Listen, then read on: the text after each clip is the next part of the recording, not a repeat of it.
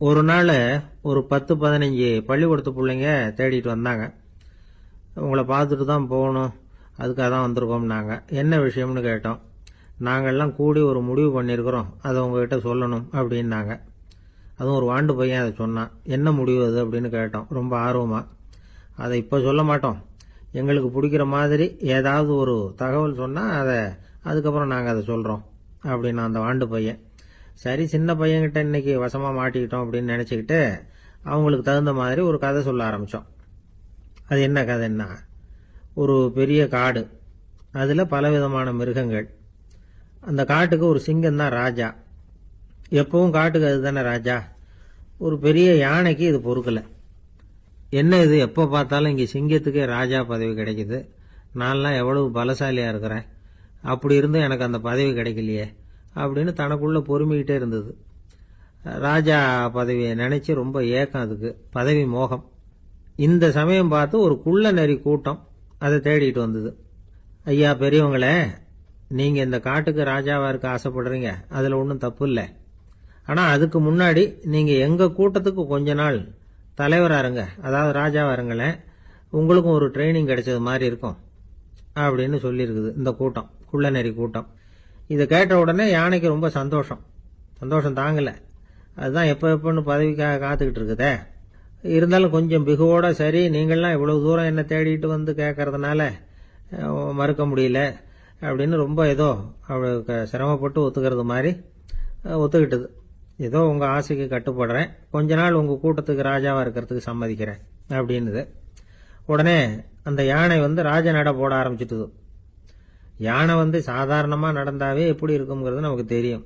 அதுவே ராஜ நட நடந்தா எப்படி இருக்கும் கற்பனை பண்ணி பாருங்க. யானை முன்னாடி கம்பீரமாக போய்கிட்டு இருக்குது, தலைவர் இல்லையா, அதனால குள்ள நரிகள்லாம் ரொம்ப அடக்கமாக அது பின்னாடி அணிவகுத்து போயிட்டு இருக்குது. ராஜா வாழ்க, மன்னர் வாழ்க அப்படின்னு கோஷம் வேற. யானைக்கு தலைகால புரியல, அவ்வளவு சந்தோஷம். அந்த யானைக்கு செருக்கு ஆணவம் எல்லாம் ஏற்பட்டு போச்சு. அதுக்கப்புறம் அது தரையை பார்க்குமா, நிமிர்ந்து நடக்க ஆரம்பிச்சுட்டுது. தரையை பார்க்கறதே இல்லை. அப்படி போயிட்டு இருக்கிறப்போ ஒரு சதுப்பு நிலத்துல திடீர்னு காலை வச்சுட்டுது. அவ்வளவுதான், கால் உள்ள போயிட்டுது. இன்னொரு காலை எடுத்து வச்சுது, அதுவும் உள்ள போயிட்டுது. அந்த 2 காலையும் எடுக்கிறதுக்காக அடுத்த 2 காலையும் அழுத்துச்சு, அதுவும் உள்ள போக ஆரம்பிச்சுட்டுது. இப்ப 4 காலம் வசமா சேத்துல அழுந்தி போச்சு, எடுக்க முடியல. குள்ள நரிகள்லாம் அதை சுத்தி சுத்தி வந்தது. சிலது சுத்தி நின்று டான்ஸ் ஆட ஆரம்பிச்சுட்டுது யானையை பார்த்துட்டு. இதை யானை பார்த்தது. என்ன இது, தலைவர் நான் தவிச்சுக்கிட்டு இருக்கிறேன், தொண்டர்கள்லாம் சுத்தி நின்று வேடிக்கை பார்த்துக்கிட்டு இருக்கிறீங்க, டான்ஸ் ஆடுறீங்க அப்படின்னு கேட்டுதான். தொண்டர்களே, தலைவர் நான் தவிச்சுக்கிட்டு இருக்கிறது உங்களுக்கு தெரியலையா? இப்போ உடனே உங்க தலைவரை காப்பாற்ற வேண்டியது உங்க கடமை இல்லையா அப்படின்னு கத்துச்சான் அந்த யானை. குள்ள நரிகளில் ஒன்று முன்னாடி நின்று அந்த யானையை பார்த்துதான், தலைவரே எங்களுக்கு ரொம்ப நாளா ஒரு ஆசை, அந்த ஆசையை நிறைவேற்றிக்கிறதுக்காகத்தான் உங்களை எங்க தலைவரா ஏத்துக்கிறோம்னு சொன்னோம் அப்படின்னு தான். என்ன ஆசைன்னு கேட்டிருக்கு யானை. யானை கறி சாப்பிட்டு பார்க்கணுங்கிறது எங்களுக்கு ரொம்ப நாளா ஆசை, அது இன்னைக்கு தான் நிறைவேற போகுது அப்படின்னு தான் அந்த நரி. இதை கேட்ட உடனே அந்த யானை அப்படியே மூர்ச்சி ஆயிட்டு தான். நரிகள்லாம் அது மேலே ஏறி குதற ஆரம்பிச்சுட்டு தான். பதவி மேல இருந்த பேராசை அந்த பலசாலியான யானையையே மாட்டி விட்டுட்டு பாத்தீங்களா அப்படின்னு சொல்லி முடிச்சோம் இந்த கதையை அந்த சின்ன பிள்ளைங்க கிட்ட. சரிங்க, இப்ப நாங்க உங்களை தேடி வந்த விஷயம் என்னங்கறத சொல்லவா அப்படின்னா ஒரு வாண்டு பையன். சீக்கிரம் சொல்லு தம்பி, சஸ்பென்ஸ் தாங்கல அப்படின்னும். அவன் மெதுவா எங்களை பார்த்து சொல்றான், எங்களுக்கு கொஞ்ச நாள் நீங்க தலைவரா இருந்தா தேவல அப்படின்னு. ஒரு பெரியவர்கிட்ட பேசிக்கிட்டு இருந்தேன். அவர் என்கிட்ட ஒரு கேள்வி கேட்டார். திருடர்கள் எத்தனை வகை தெரியுமா உனக்கு அப்படின்னார். இதுதான் அவர் கேட்ட கேள்வி. எதுக்காக என்ன பார்த்து அந்த கேள்வி கேட்டாரு தெரியல. இருந்தாலும் நான் அவருக்கு பதில் சொன்னேன். திருடர்கள்ல எத்தனையோ வகை உண்டுங்க. கார் திருடன், சைக்கிள் திருடன், முகமூடி திருடன், எப்படி சொல்லிட்டு போலாம். இருந்தாலும் என்னுடைய சிற்றறிவுக்கு எட்டின வரையில திருடர்களை 2 வகையா பிரிக்கலாம் அப்படின்னு நினைக்கிறேன். ஒன்னு ராத்திரியில திருடுற திருடன், இன்னொருத்தன் பகல்ல திருடுற திருடன். அதாவது பகல் திருடன், ராத்திரி திருடன் அப்படின்னு பெரியவர் சிரிச்சார். என்ன சிரிக்கிறீங்களா? என்ன, கள்வர்கள் 4 வகை அப்படின்னு ஆரம்பிச்சார். எப்படின்னு கேட்டேன். சாப்பாட்டுக்கு இல்லாம திருடுறாங்க பாருங்க, அது ஒரு வகையாம். சாப்பாட்டுக்கு இருந்தும் திருடுறாங்க பாருங்க, அது ஒரு வகையாம். இதை தவிர இன்னும் ஒரு 2 வகை திருட்டு உண்டு. அது என்னன்னா, ஆண்டவன் கிட்ட இருந்து நாம திருடுற திருட்டு, இன்னொன்னு என்னன்னா நம்ம கிட்ட இருந்து ஆண்டவன் திருடுற திருட்டு அப்படின்னார். எனக்கு ஒண்ணும் புரியல.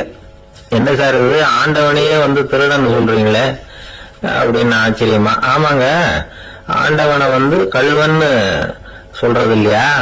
காஞ்சிபுரத்துக்கு பக்கத்துல திருக்கார்வனம் அப்படின்னு ஒரு ஊர் இருக்கு. அங்க உள்ள பெருமாளுக்கு கல்வர்னு தான் பேரு.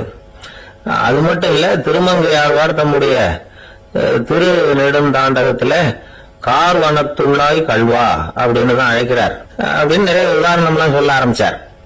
அதுக்கப்புறம் அவர்கிட்ட பேசி நான் புரிஞ்சுக்கிட்ட விவரங்களை தான் நான் இப்போ உங்ககிட்ட சொல்ல போறது. அதாவது அவர் சொன்ன முதல் வகை திருடர்கள் சாப்பாட்டுக்கு இல்லாம திருடுறவங்க. இவங்களை திருத்தி கொள்ளலாம். சாப்பாட்டுக்கு இருந்தும் பணம் சேர்க்கணுங்கிற ஆசையால பொய் கணக்கெல்லாம் எழுதுறாங்க பாருங்க, அவங்க தான் 2வது வகை. 3வது வகை திருட்டு தான் மிகப்பெரிய திருட்டு. இறைவனுக்கு சொந்தமானதை நம்முடையதுன்னு நினைக்கிற திருட்டு. எது இறைவனுக்கு சொந்தமானது அப்படின்னா ஆத்மா. பகவானுக்கு சொந்தமான ஆத்மாவை நம்முடையதுன்னு நினைக்கிறது தான் அந்த மாபெரும் திருட்டு. இதுக்கு பேரு தான் ஆத்மாபகாரமா. சரி, இதுக்கு பரிகாரம் என்ன? எல்லாம் இறைவனுடையது, நமக்கு ஒண்ணும் இல்ல அப்படின்னு நினைக்கிறது தான் இதுக்கு பரிகாரம். இதெல்லாம் இருக்கட்டும். 4வது திருட்டு ஒண்ணு சொன்னோம்ல, ஆண்டவன் நம்ம கிட்ட இருந்து திருடுறது. அது எப்படி? ஆண்டவனை கல்வன்னு சொல்றாங்க, அது சரி. அவர் என்னத்தை திருடினார்? இப்போ இன்னொருத்தருக்கு சொந்தமான ஒன்னை எடுத்து வச்சுக்கிறது தான் கள்ளத்தனம். ஆனா ஆண்டவன் எடுத்துக்கிட்டோம்னா இருக்கிறது எல்லாமே அவனுக்கு சொந்தம். அப்படி இருக்கிறப்போ அவரை எப்படி கல்வன்னு சொல்றது? இது என்ன புரியாம இருக்குது அப்படின்னு சொல்லி பார்த்தா அதுக்கும் விளக்கம் சொல்றாங்க அவங்க. அதாவது ஆண்டவனுக்கு உருவமே கிடையாது, அருவமா இருக்கிறவன், அதாவது உருவம் இல்லாம இருக்கிறவன். அப்படி உள்ள பகவான் நம்மள மாதிரி உருவத்துல இருக்கிறான். நம்மள மாதிரியே கையை கால மூக்கெல்லாம் இருக்குது ஆண்டவனுக்கு. இந்த உருவம் நம்ம கிட்ட இருந்து திருடினது தானே.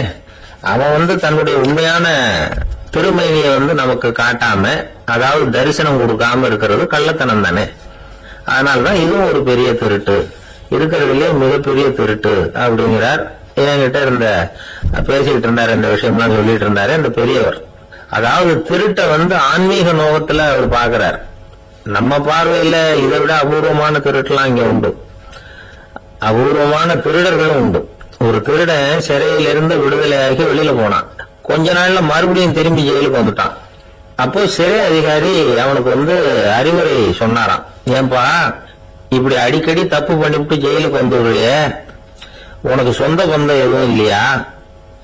உனக்கு அப்பா, அண்ணன், தம்பிகள் அவங்க கூட எல்லாம் சேர்ந்து வாழணுங்கிற ஆசை இல்லையா அப்படின்னு கேட்டிருக்காரு. அவங்களோட சேர்ந்து வாழணுங்கிற ஆசை எனக்கு நிறைய உண்டுங்க சார் அப்படின்னு அவன். அப்புறம் எதுக்கு இப்படி ஜெயிலுக்கு வந்துடுற அப்படின்னாராம் அவரு. அவங்க எல்லாருமே இங்கதானே சார் இருக்காங்க அப்படின்னு அவன். ஒரு ஊர்ல ஒரு கோயில் இருந்தது, ரொம்ப பழைய கோயில். உள்ள போறதுக்கே பயமா இருக்கும், எந்த நேரத்துல இடிஞ்சு விழுந்துருமோ அப்படிங்கிற பயம். அப்படி இருந்ததுனால யாரும் துணிஞ்சு சாமி கும்பிடுறதுக்கு அங்க போறதில்ல. கோயிலுக்கு வர்ற கூட்டம் கொஞ்சம் கொஞ்சமா குறைய ஆரம்பிச்சுட்டுது. கோயில் நிர்வாகிகள் எல்லாரும் கூடி உட்காந்து பேசினாங்க. என்ன பண்ணலாம்னு யோசனை பண்ணாங்க. எந்த இடம் மோசமா இருக்கோ அந்த இடத்த பழுது பார்த்தாங்க. அங்க எங்க வர்ணத்தை பூசி கொஞ்சம் அழகுபடுத்தி பார்த்தாங்க. ஏதோ இந்த ஊர்ல கோயில்னு ஒண்ணு இருக்கு, அது மக்களுக்கு தெரியணும் அப்படிங்கறதுக்காகத்தான் இப்படி எல்லாம் பண்ணாங்க. இருந்தாலும் கோவில் இருக்கிற நிலைமை மக்களுக்கு தெரியும், அதனால அங்க வர்றது குறைச்சிக்கிட்டாங்க அவங்க. ஒரு கட்டத்துல யாருமே வர்றதில்ல, நிலைமை அந்த அளவுக்கு ஆயிட்டுது. மறுபடியும் கோவில் நிர்வாகிகள் கூட்டம் நடந்தது. இந்த கூட்டம் கூட கோயிலுக்கு உள்ள நடக்கல, இடிஞ்சு விழுந்துருவோங்கிற பயம். அதனால வெளியில தான் உட்காந்து கூட்டத்தை நடத்தினாங்க. ஏன்னா உள்ள போறதுக்கு அவங்களுக்கும் துணிச்சல் கிடையாது, எந்த நேரமும் விழுந்துரும் போல இருந்தது. அது வழியா போறவங்க கூட வேகமா அந்த இடத்தை கடந்து போக ஆரம்பிச்சுட்டாங்க. கோவில் நிர்வாகிகள் வெளியில உட்கார்ந்து கூட்டம் போட்டாங்க இல்லையா, அந்த கூட்டத்துல 4 தீர்மானங்களை நிறைவேற்றினாங்க. அது என்ன 4 தீர்மானம்னா, முதல் தீர்மானம், இந்த கோவிலை இடிப்பது அப்படிங்கிற முடிவை இந்த கமிட்டி மிகவும் வருத்தத்துடன் ஏற்றுக்கொள்ளுகிறது அப்படின்னு நிறைவேற்றினாங்க. இதுக்கு பதிலா இன்னொரு கோவிலை உடனடியாக கட்டி முடிச்சுடணுங்கிறது 2வது தீர்மானம். 3வது தீர்மானம் என்ன தெரியுமா, பழைய கோவிலின் கதவுகள், அதிலிருந்து பிரிச்சு எடுக்கிற செங்கல், இதையே புது கோவில் கட்டுவதற்கு பயன்படுத்திக் கொள்ள வேண்டியது. பழைய கோவில் இருந்த மாதிரியே அதே வடிவத்துல புது கோவிலையும் கட்ட வேண்டியது. பழைய கோவிலின் அஸ்திவாரத்தை அப்படியே வச்சுக்கிட்டு அதுக்கு மேல நாம கோயிலை கட்டிக்க வேண்டியது. இதுதான் 3வது தீர்மானம். இதையும் கமிட்டி முழு மனசோட ஏத்துக்கிட்டது. இது வரைக்கும் சரி. இப்ப அந்த கமிட்டி 4வதா ஒரு முக்கியமான தீர்மானத்தை கொண்டுகிட்டு வந்து அதையும் ஏகமனதா நிறைவேற்றி விட்டது. அது என்ன தீர்மானம்னா, புதிய கோவில் கட்டி முடிக்கிற வரைக்கும் பழைய கோவிலை இடிக்கிறதில்லை அப்படிங்கிற தீர்மானம். எப்படி இருக்குது பாருங்க. இது பழசை இடிக்காத வரையில அதே இடத்துல புதுசா எப்படி கட்ட முடியும்? பல விஷயங்கள்ல நாம நடந்துகிற முறையும் இப்படிதான் இருக்குதான். வாழ்க்கையில முன்னேறணும்னு ஆசைப்படுவோம். அதே நேரத்துல அந்த முன்னேற்றத்துக்கு எது தடையா இருக்கோ அதை விட்டு விடுறதுக்கும் மனசு வராது. வெளிநாட்டுல ஒரு பெரிய விருந்து நடந்துகிட்டு இருந்துதான். எல்லாரும் மது கோப்பையும் கையுமா அலைஞ்சுகிட்டு இருக்கிறாங்க. ஒருத்தர் மட்டும் கையில எதுவும் இல்லாம ரொம்ப நல்ல பிள்ளையா சாதுவா ஒரு ஓரமா தனியா உட்கார்ந்து இருக்கிறார். அவர்கிட்ட நெருங்கி வாங்க மது சாப்பிடலாம் அப்படின்னு கூப்பிட்டாங்களாம். என்ன வற்புறுத்தாதீங்க, நான் என் மனசுக்குள்ள உறுதியா தீர்மானம் பண்ணிவிட்டேன் அப்படின்னாராம். என்ன தீர்மானம் பண்ணிருக்கீங்க அப்படின்னு கேட்டிருக்காங்க. ஏற்கனவே முழு போதையில் இருக்கும் பொழுது மறுபடியும் மது கோப்பையை தொடரதில்லை அப்படின்னு தீர்மானம் பண்ணிருக்கேன் அப்படின்னாராம். ரொம்ப பேருக்கு கூட்டத்துல பேசுறதுன்னா பயம். நமக்கு ஒன்னும் தெரியாதுன்னு மத்தவங்க நினைச்சிடக்கூடாதுங்கிற எண்ணம் தான் இதுக்கு காரணம். ரொம்ப முக்கியமான ஒரு கூட்டம்னா பயம் அதிகமா இருக்கும். முக்கியமானவங்க எல்லாம் வருவாங்களே, அவங்க எல்லாம் நம்மளை பத்தி மட்டமா நினைச்சிருவாங்களே அப்படிங்கிற பயம் வந்துடும்.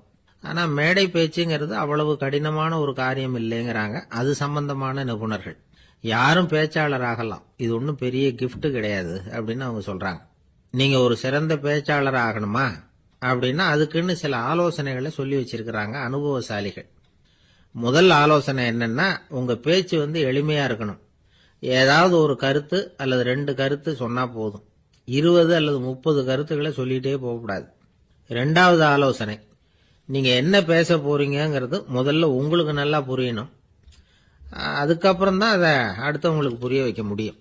எப்படி ஆரம்பிக்க போறோம், எந்த கருத்தை முக்கியமா வலியுறுத்த போறோம், எப்படி முடிக்க போறோம் அப்படிங்கறத முதல்ல நல்லா சிந்திச்சு மனசுல வச்சுக்கணும். கடைசியா என்ன சொல்றீங்களோ அதுதான் கேட்கறவங்க மனசுல நிக்கும். 3வது ஆலோசனை என்னன்னா, உங்க பேச்சு சுருக்கமா இருக்கணும். ஒரு 15 நிமிஷம் பேசுறது ரொம்ப பொருத்தம். மணிக்கணக்கில் பேசிக்கிட்டு இருக்கிறது நல்லதில்லை. 4வது ஆலோசனை, நீங்க பேசுறது உண்மையா இருக்கணும். உங்களுக்கு உண்மையான அனுபவங்கள் இருக்கும், அதை சொல்லலாம். உங்களுடைய உண்மையான அனுபவங்களை மற்றவங்களோட பகிர்ந்துக்கணும், அதுதான் முக்கியம். 5வது ஆலோசனை, ஆரம்பத்துல கொஞ்ச நேரம் உங்களை பத்தியும் எதிரில் உள்ளவங்களை பத்தியும் சம்பந்தப்படுத்தி ஏதாவது பேசி ஒரு நெருக்கத்தை ஏற்படுத்திக்கணும். ஒவ்வொருத்தரும் இப்ப இவர் பேச போறது நம்ம சம்பந்தப்பட்டது அப்படின்னு நினைக்க ஆரம்பிச்சிருவாங்கல்ல, அதுக்கப்புறம் அவங்க கேட்க தயாராயிட்டாங்கன்னு அர்த்தம். எதிரில் உட்கார்ந்துருக்கிற கூட்டத்தில இருந்து 3 பேரை தேர்ந்தெடுங்க. அதாவது வலது பக்கம் ஒருத்தர், நடுவுல ஒருத்தர், இடது பக்கம் ஒருத்தர். அதாவது உங்களை ரொம்ப கனிவாகவும் ஆர்வமாகவும் பார்க்கிறவரா பார்த்து தேர்ந்தெடுத்துங்க மனசுக்குள்ள. நீங்க பேசும்பொழுது என்ன பண்ணணும்னா, இவங்களை நேருக்கு நேரா மாறி மாறி பார்த்துக்கிட்டே பேசுனீங்கன்னா நீங்க ஏதோ ஒட்டுமொத்த கூட்டத்தையும் பார்த்து பேசுறதாக ஒரு உணர்வு அது ஏற்படுத்திவிடும். 6வது ஆலோசனை என்னன்னா, சொற்பொழிவுன்னா நீங்க பேசணும், படிக்கக்கூடாது. எழுதி படிக்கிறது நல்லா இருக்காது. குறிப்புகள் வேணும்னா வச்சுக்கலாம். படிக்கிறது பேப்பர்ல இருந்து வர்றது மாதிரி இருக்கும், பேசுறது இதயத்திலிருந்து வர்றது மாதிரி இருக்கும். அப்புறம் 7வது ஆலோசனை சொல்றாங்க. அது என்னன்னா, மேடையில ஏறி நின்ன உடனே இயல்பா மூச்சு இழுத்து விட்டுங்க, இயல்பு நிலைக்கு வாங்க, அதுக்கப்புறம் இயல்பா பேச ஆரம்பிக்கலாம் அப்படிங்கிறாங்க. இவ்வளவும் பேச்சு கலையில் வல்லுநர்களா இருக்கிறவங்க சொல்லுகிற ஆலோசனைகள். இதையெல்லாம் கடைபிடிச்சா நமக்கும் அதுக்கும் வெகு தூரம்னு நினைச்சுக்கிட்டு இருந்த ஒண்ணு இப்ப கிட்டத்துல நெருங்கி வந்துடும். நாம சொல்றபடியெல்லாம் அது கேட்கும். ஒரு பேச்சாளர், அவருக்கு சுருக்கமாவே பேச தெரியாது. மேடையில ஏத்தி விட்டுட்டா போதும், ஆரம்பிச்சிருவார், நிறுத்த மாட்டார், பேசிக்கிட்டே இருப்பார். ஒரு தடவை அவர் ஒரு கூட்டத்துல ரொம்ப நேரம் பேசிக்கிட்டே இருக்கிறார். எதிரில் பொறுமை இழந்த ஒருத்தர் தன்னுடைய கை கடிகாரத்தை காட்டினார்.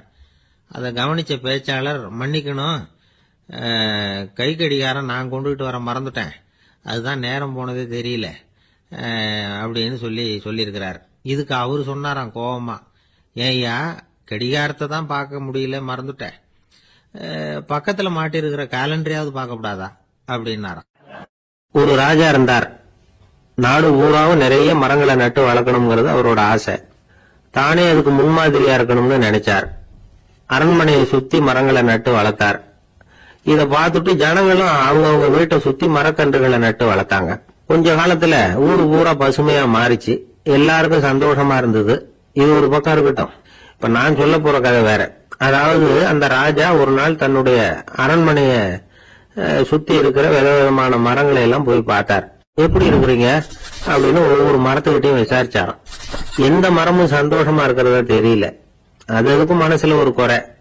முதல்ல ஆலமரத்துக்கிட்ட போனார். அது சொல்லிச்சு, மண்ணா நான் நல்லா பெருசா வளர்ந்துருக்கிறேன், அடர்த்தியா இருக்கிறேன், கிளையெல்லாம் 4 பக்கமும் நல்லா படர்ந்துதான் இருக்குது, இருந்தாலும் எந்த பிரயோஜனமும் இருக்கிறதா தெரியல எனக்கு. என்னுடைய பழம்லாம் ரொம்ப சின்னதா இருக்குது, என் கண்ணுக்கு சரியா புறப்பட மாட்டேங்குது. நான் இருக்கிற சைஸுக்கு என்னுடைய கிளையில இருக்கிற பழம்லாம் எவ்வளவு பெருசா இருக்கணும், அது இத்தினோண்டு இருக்கிறது எனக்கு பெரிய அவமானமா இருக்கு. இப்படி இங்க நின்றுகிட்டு இருக்கிறதே ரொம்ப கூச்சமா இருக்கு. ஒரு நல்ல புயல் வந்ததுன்னா பேசாம சாஞ்சி விடலாமான்னு பாக்குறேன் அப்படின்னு புலம்புது ஆலமரம். சரி இருக்கட்டும்னு நினைச்சுக்கிட்டு ராஜா அடுத்தபடியா ஒரு அத்தி மரத்துக்கிட்ட போனார். அதுவும் புலம்ப ஆரம்பிச்சுட்டுது. நான் கூட பெரிய மரம் தான், இல்ல இலையெல்லாம் அழகா தான் இருக்குது, பழம் அழகா இருக்குது, இருந்தாலும் உள்ள விஷயம் இல்லையே, அத்தி பழத்தை புட்டு பார்த்தா அத்தனையும் சொத்த அப்படின்னு பழமொழியே உண்டாயிட்டுத. இப்படி ஒரு கெட்ட பேரோட நான் இருக்கணுமா அப்படின்னு புலம்புது அது. சரி இது இருக்கட்டும் அப்படின்னு சொல்லி அடுத்தபடியா வேப்ப மரத்துக்கிட்ட போனார். அது தன்னுடைய வேதனையை வெளியிட்டது. எனக்கு எவ்வளவோ மருத்துவ குணங்கள்லாம் இருக்கிறதா சொல்லிக்கிறாங்க, இருந்தாலும் என்ன பிரயோஜனம், என்னுடைய பழத்தை மனிதர்கள் யாரும் விரும்பி சாப்பிடுறது இல்லையே அப்படின்னுது. ராஜா அடுத்தாப்புல இருந்து ஒரு பனை மரத்துக்கிட்ட போனார். நான் நல்லா உயரமா தான் வளர்ந்துருக்கிறேன், மற்ற மரங்கள்லாம் என்ன வந்து அண்ணாந்துதான் பாக்கணும், இருந்தாலும் என்கிட்ட நிழலுக்காக யாரும் வந்து ஒழுங்குறது இல்லையே அப்படின்னுது. என்ன இது எல்லா மரமும் இப்படி திருப்தி இல்லாம இருந்துகிட்டு இருக்குதே அப்படின்னு நினைச்சுக்கிட்டே ராஜா அடுத்தபடியா அங்க இருந்த ஒரு பைன் மரத்துக்கிட்ட போனார். அழகா உயரமா பசுமையா தான் இருந்தது, ஆனா பழமோ பூவோ கிடையாது. அதை நினைச்சு அது வருத்தப்பட்டுக்கிட்டு இருக்குது. ஓக் மரம் அது நின்றுட்டு இருந்தது. அது என்ன சொல்லிச்சுன்னா, இலையுதிர் காலத்துல என் மேல இருக்கிற எல்லா இலைகளும் உதிர்ந்து போடுது, முடி கொட்டின மனிதர்கள் மாதிரி மொட்டையா நான் நிக்க வேண்டி இருக்குது, என்ன வாழ்க்கை இது அப்படின்னு சொல்லி அழுத்துக்கிட்டது.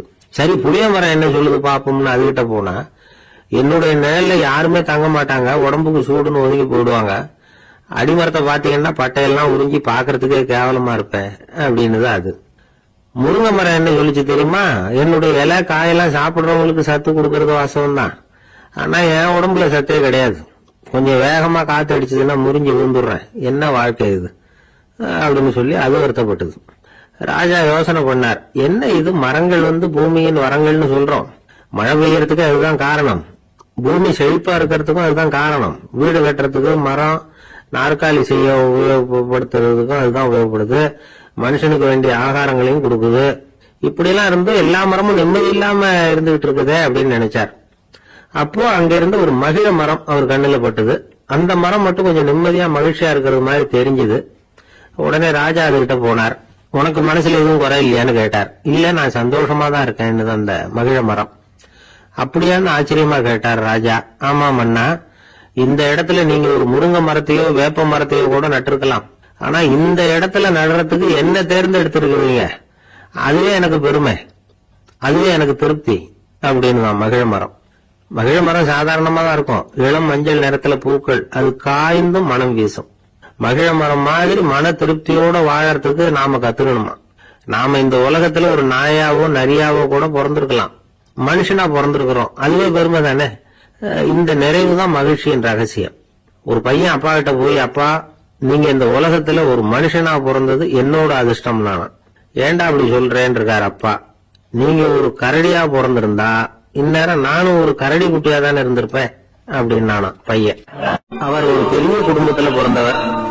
இருக்கிற சொத்துக்கள் எல்லாத்தையும் வாரி வாங்கிவிட்டு காட்டுக்கு புறப்பட்டார் தவம் செய்யறதுக்காக. இருந்தது ஊராவும் கொடுத்துட்டார், இனிமே எதுவுமே இல்லை கொடுக்கறதுக்கு.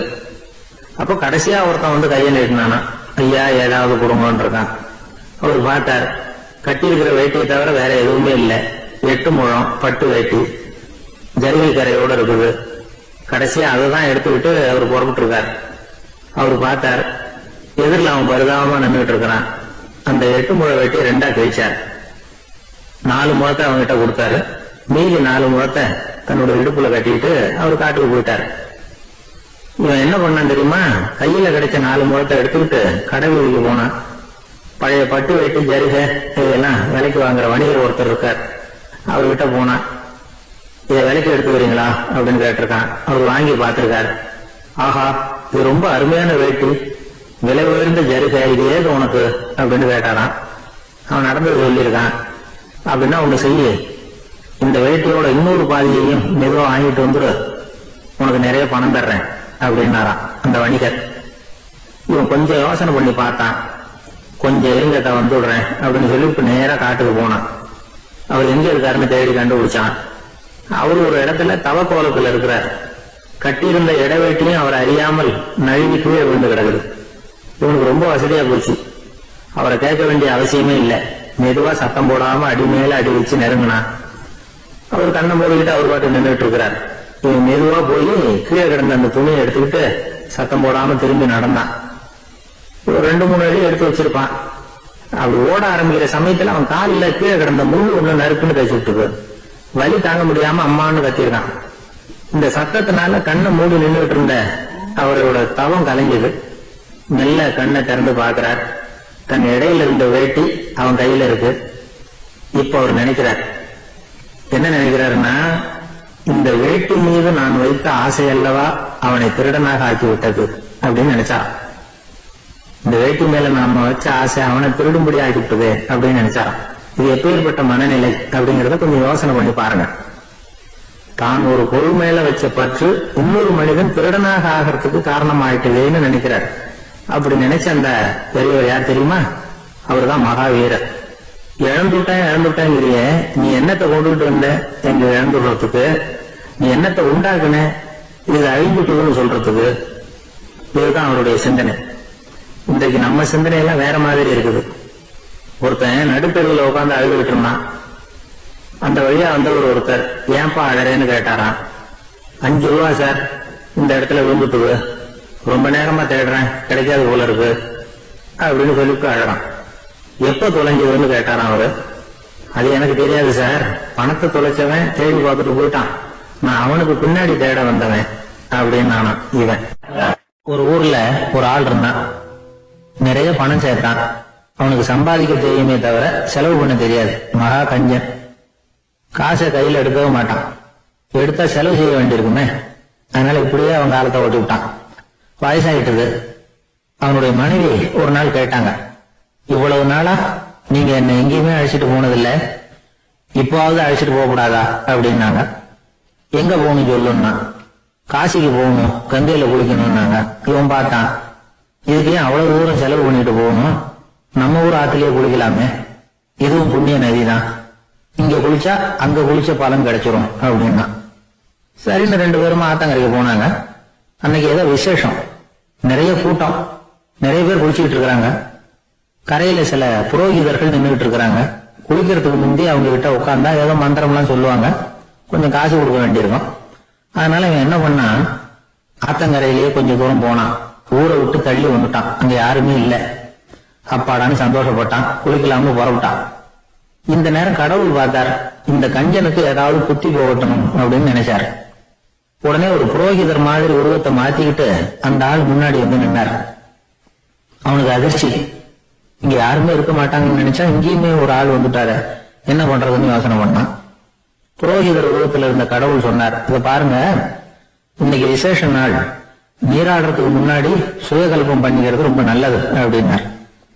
என்கிட்ட பணம் எதுவும் இல்லையேன்னா, பரவாயில்ல அப்புறமா கொடுங்க வாங்கிக்கிறேன், ஆனா ஒண்ணு, எவ்வளவு கொடுப்பீங்கிறத மட்டும் இப்பவே சொல்லி கொடுங்க அப்படின்னார்.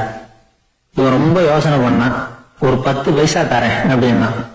சரின்னு ஒத்துக்கிட்டு எல்லா கிரியைகளையும் அவர் செஞ்சார். அதுக்கப்புறம் கணவனும் மனைவியும் ஆத்துல குளிச்சாங்க. அவர் போயிட்டார். கொஞ்ச நாள் கழிச்சு அவன் வீட்டுக்கு வந்தார் கடனை வசூல் பண்றதுக்கு. வாசல்ல நின்றுட்டு இருந்த அவன் மனைவி இவரை பார்த்ததும் தயங்க ஆரம்பிச்சாங்க. அந்த அம்மா கிட்ட விஷயத்த சொன்னார். அந்த அம்மா ஓடி போய் உள்ள இருக்கிற தன்னுடைய கணவர்கிட்ட சொன்னாங்க. அவன் யோசனை பண்ணான், இப்ப வெளியில போனா அவனுக்கு 10 காசு கொடுக்க வேண்டியிருக்கும், அதனால எனக்கு காய்ச்சல்னு அந்த ஆளுகிட்ட சொல்லிவிடு, இன்னொரு சந்தர்ப்பத்துல என்ன வந்து பார்க்க சொல்லு அப்படின்னா. அந்த அம்மா போய் சொன்னாங்க. அப்படிங்களா, அப்படின்னா அவரை நான் உடனே போய் பார்க்கணுமே அப்படின்னு உள்ள நுழைய ஆரம்பிச்சார். அவங்க மறுபடியும் இருங்க வரேன்னு சொல்லிட்டு உள்ள ஓடி விஷயத்த சொன்னாங்க. இது ஏதுடா வம்பா போச்சு அப்படின்னு பார்த்தான். மனைவி கிட்டத்துல கூப்பிட்டான். இந்த பாரு, ஜன்னி கண்டு நான் இறந்து போட்டதா சொல்லிவிடு அப்படின்னா சொன்னாங்க. புரோகிதர் பார்த்தார். அப்படின்னா ஒரு வழியா இருந்து அவருடைய இறுதி சடங்குகளையும் நானே முடிச்சுட்டு போடுறேன் அப்படின்னார். உள்ள இருந்தவன் யோசனை பண்ணான், அந்த ஆடு என்ன விடமாட்டான் போல இருக்கு, அதனால ஒரு சவப்பெட்டியில என்னை வச்சு தூக்கிக்கிட்டு மயானத்துக்கு போங்க பாத்துக்கலாம் அப்படின்னா. புரோகிதரை விடுற மாதிரி இல்ல, கூடவே நடந்து போயிட்டு இருக்கிறார். அங்க இறக்கி சடங்குகளை முடிச்சுட்டு தீ வைக்கிற நேரம் பொட்டுக்குள்ள இருந்த நம்மால அலறி அடிச்சுட்டு வெளியில ஓடி வந்தான். புரோகிதர் உருவத்தில் இருந்த கடவுள் சிரிச்சார், தன்னுடைய சுய உருவத்தை காட்டினார். அதுக்கப்புறம் அவனை கூப்பிட்டு, இத பாருப்பா, ஏன் இப்படி அல்லாடுற, ஏதாவது வர வேணும்னா கேள்வித்தாரேன் அப்படின்னார். அவன் யோசனை பண்ணான். பகவானே, ஒரே ஒரு வரம் தான் உங்ககிட்ட கேட்கணும்னா என்ன வேணும் கேளுன்னார். அந்த 10 பைசா தட்சிணையை தள்ளுபடி பண்ணா போதும் அப்படின்னா. கடவுளும் சரின்னு சொல்லிட்டு போயிட்டார். இப்படி ஒரு கதையை சுவாமி சிவானந்தர் சொல்லியிருக்கிறார். செல்வந்தர்கள் பல பேர் இப்படித்தான் இருக்கிறாங்க. தாங்களும் அனுபவிக்க மாட்டாங்க, அடுத்தவங்களுக்கும் கொடுக்க மாட்டாங்க. இது மாதிரியான கஞ்சர்களுக்கு இந்த உலகம் இல்லை, அந்த உலகம் இல்லைங்கிறார் அவர். இந்த கதையில கடவுள் கடன் வசூலுக்கு வந்தது மாதிரி நம்ம ஊர் ஆள் ஒருத்தன் இன்னொருத்தர்கிட்ட 10 பைசா கடன் கொடுத்துட்டான். திருப்பி வாங்கறதுக்கு நடையா நடக்கிறான். கடைசியா கேட்டான், நீ எப்பதான் கடனை திருப்பி தர போற, அதை முடிவா சொல்லணும்னா. வர்ற வியாழக்கிழமை கண்டிப்பா கொடுத்துருவேன் அப்படின்னு அவன். அன்னைக்கு நான் ஊர்ல இருக்க மாட்டேன் அப்படின்னு இவன். அதனால என்ன, நானும் தான் அன்னைக்கு ஊர்ல இருக்க மாட்டேன் அப்படின்னு. ஒரு சிகை அலங்கார கூடம், ரொம்ப சுறுசுறுப்பா எல்லாரும் வேலை செஞ்சுட்டு இருக்கிறாங்க. முடி வெட்டிக்க வந்திருக்கிறவங்க நிறைய பேர், எல்லாரும் வரிசையா உட்காந்துருக்கிறாங்க. அந்த சமயத்துல திடீர்னு கதவை திறந்துகிட்டு ஒருத்தர் உள்ள வர்றாரு. அவரு ஒரு பெரிய மனிதர். அவரும் முடி வெட்டிக்கிறதுக்காக தான் உள்ள வந்திருக்கிறார். அவரை பார்த்த உடனே எங்க வரிசையில உட்காந்துருந்தவங்க எல்லாரும் எழுந்திரிச்சு அவர்கிட்ட வந்துட்டாங்க. அவரை சுத்தி நின்றுட்டாங்க. எப்படி இருக்கிறீங்க, நல்லா இருக்கீங்களா அப்படின்னு விசாரிக்க ஆரம்பிச்சுட்டாங்க. எல்லாம் முடிஞ்சதும் வந்தவர் கேட்டார், வரிசையில கடைசியா இருக்கிறவர் யார் அப்படின்னு கேட்டாரு. ஏன்னு கேட்டாங்க. நான் அதுக்கு அடுத்தபடியா உட்காரணும், அதுக்காக தான் கேட்கிறேன் அப்படின்னாரு. உடனே அங்க இருந்தவங்க எல்லாம் என்ன சொன்னாங்க தெரியுமா, நீங்க வரிசையில காத்திருக்க கூடாது, நீங்க அரசாங்கத்தின் தலைவர், உங்களுக்கு நேரம் முக்கியம், அதனால நீங்க முன்னாடி போங்க அப்படின்னு சொன்னாங்க. ஆனா அதை அவர் கேட்கல. தோழர்களே, உங்களுடைய கருத்துக்கு ரொம்ப நன்றி. எல்லாரும் வரிசையா தான் வரணும், அதுதான் முறை. வரிசையில வரணுங்கிற நடைமுறையை நானும் பின்பற்ற விரும்புறேன். நாம எல்லாரும் சமமானவர்கள் அப்படின்னார். இப்படி சொல்லிவிட்டு வரிசையில கடைசியா இருந்த ஒரு நாற்காலியில போய் உட்கார்ந்துக்கிட்டார். தன் சட்டை பையில இருந்த ஒரு செய்தித்தாளை எடுத்தார், படிக்க ஆரம்பிச்சிட்டார். ஆனா அங்க இருந்தவங்களால இதை பார்த்துக்கிட்டு சும்மா இருக்க முடியல. ஒருத்தர் எழுந்திரிச்சு வந்தார். ஐயா, இப்ப என்னுடைய முறை வந்திருக்குது, நான் தான் போக வேண்டிய முறை. உங்களை இங்க காத்திருக்க வைக்கிறத விட ஒரு 5 ஆண்டுகளுக்கு கூட நான் முடிவெட்டிக்காம இருந்துட முடியும் அப்படின்னார்.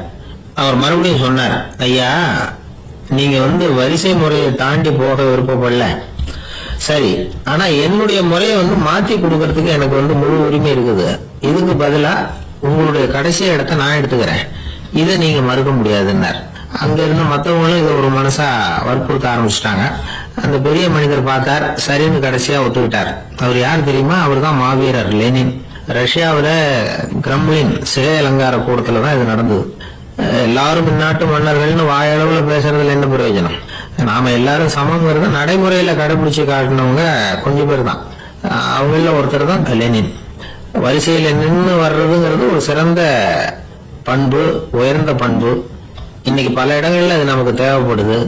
ஒரு ரேஷன் கடைவாசல், கடை திறக்கிறதுக்கு முன்னாடி எல்லாரும் வரிசையில நின்றுட்டாங்க. கடைசியா அந்த ஒருத்தரை கியூல முன்னாடி போறதுக்கு முயற்சி பண்றாரு. ஏற்கனவே நின்றுட்டு இருக்கிறவங்க அவரை முன்னாடி போறதுக்கு விட மாட்டேங்கிறாங்க. கடைசியா போய் இல்லையா அப்படின்னு எல்லாரும் கத்துறாங்க. அதான் அவர் காதுல வாங்கல, முண்டி அடிச்சுட்டு முன்னாடி போறதுக்கே முயற்சி பண்ணிட்டு இருக்கிறார். எல்லாரும் சேர்ந்து அவரை வலுக்கட்டாயமா இழுத்து கொண்டாந்து பின்னாடி கொண்டு போய் நிறுத்திவிட்டாங்க. நிறுத்திவிட்டு சொன்னாங்க, இதை பாருப்பா, நாங்க இருக்கிற வரைக்கும் நீங்க முன்னாடி போய் எதையும் வாங்க முடியாது, தெரிஞ்சுக்கோ அப்படின்னாங்க. இப்போ அந்த ஆள் சொன்னாராம், நான் இங்க பின்னாடி நிக்கிற வரைக்கும் நீங்களும் எதுவும் வாங்க முடியாது அப்படின்னாராம். ஏன்னு கேட்டிருக்கிறாங்க. நான் தான் அந்த கடையை திறக்க வேண்டிய ஆள் அப்படின்னா. எனக்கு ஒரு உதவி செய்யணும் அப்படின்னு நம்மளை பார்த்து ஒருத்தர் கேட்கிறாருன்னு வச்சுங்களேன். உடனே நாம அவரை பார்த்து என்ன உதவின்னு கேட்போம். இதுதான் சராசரி மனிதர்களின் இயல்பு. ஆனால் ஒருத்தர் எனக்கு ஒரு உதவி செய்யணும் அப்படின்னு கேட்ட உடனே என்ன உதவின்னு கூட கேட்காம சரி செய்கிறேன் அப்படின்னு ஒத்துக்கிறது இருக்கு பாருங்க, அது கொஞ்சம் அபூர்வம். அந்த காலத்தில் ஒருத்தர் இருந்தார். அவர் எப்படி தெரியுமா? உதவி கேட்குறவங்க நல்லவங்களா கெட்டவங்களா அப்படின்னு கூட பார்க்கல, தனக்கு நன்மையா தீமையா அப்படின்னு கூட பார்க்கல, உதவி செய்கிறேன்னு புறப்பட்டுட்டார். அவர் யார் தெரியுமா? அவர் தான் நல சக்கரவர்த்தி. அவர் மாதிரி நாமும் உதவி கேட்குறவங்களுக்கு உடனே உதவி செய்யறதுக்கு தயாராக இருக்கணும் அப்படின்னு சொன்னார் ஒரு ஆன்மீக பேச்சாளர். நல சரித்திரத்தை அவர் சொல்லிக்கிட்டு இருந்தார். இந்திரன், அக்னி, வருணன், யமன் இவங்க 4 பேரும் நலனை பார்த்து எங்களுக்கு நீ உதவி செய்யணும், எங்களுக்காக நீ தூது போகணும் அப்படின்னு கேட்குறாங்க. யாருக்கிட்ட தூது போகணும், என்ன காரியத்துக்காக போகணும் அப்படின்னு கேட்கணும்ல. நலன் அப்படி கேட்கவே இல்லை, உடனே சரின்னு ஒத்துக்கிறான். அதுக்கப்புறம் அவங்க விவரம் சொல்றாங்க, என்ன உதவி, யாருக்கிட்ட தூது போகணும் அப்படிங்கிற விவரத்தை சொல்றாங்க. நலனுக்கும் அப்புறம்தான் புரியுது, எந்த தமயந்தியை இவன் காதலிச்சானோ, எந்த தமயந்தின் சுயம்பரத்துக்காக இவன் போய்கிட்டு இருக்கிறானோ அந்த தமயந்தியை பார்த்து தங்களுக்காக அவகிட்ட வாதாடணும், பேசணும், தங்களில் ஒருத்தரை கல்யாணம் பண்ணிக்கும்படியா கேட்கணும் அப்படின்னு அவங்க 4 பேரும் நலன்கிட்ட கேட்குறாங்க. இதை கேட்டதும் நலன் கொஞ்சம் கூட முகம் சுளிக்கல, பதட்டப்படலை. நேரா தமயந்தி கிட்ட போறான். இந்திரன், அக்னி, வருணன், யமன் இவங்களோட சிறப்புகளை எடுத்து சொல்றான். இவங்களில் ஒருத்தரை கல்யாணம் பண்ணிக்கலாம் அப்படின்னு சொல்லி கேட்டுக்கிறான்.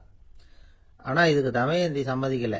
சுயம்வரம் நடக்குது, அவ நலனை தேர்ந்தெடுக்கிறா. அந்த 4 பேரும் நலனுக்கு நிறைய வரங்கள்லாம் கொடுக்குறாங்க. அதுக்கப்புறம் இப்படி போகுது கதை.